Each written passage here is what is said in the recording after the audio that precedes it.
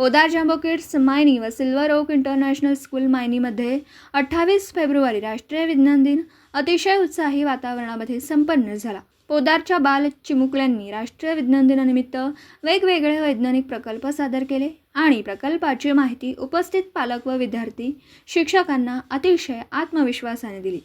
विद्यार्थ्यांच्या मध्ये वैज्ञानिक दृष्टिकोन जागृत व्हावा, विद्यार्थ्यांना प्रत्येक गोष्टी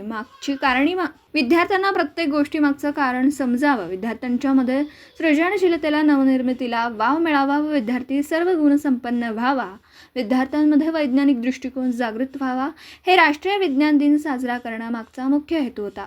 पोदार जांबो किड्स व सिल्वर इंटरनॅशनल स्कूल मायनीमध्ये विद्यार्थ्यांचा सर्वगुण संपन्न विकास व्हावा या दृष्टीने सतत वेगवेगळ्या कार्यक्रमांचं आयोजन केलं जातं। पोदार जांबो किड्स मायनीमधील विद्यार्थ्यांच्या मध्ये नवनिर्मिती, नेतृत्व गुण, वक्तृत्व, अभिनय, क्रीडा असे अनेक गुण रुजवण्यास सुरुवात झाली आहे।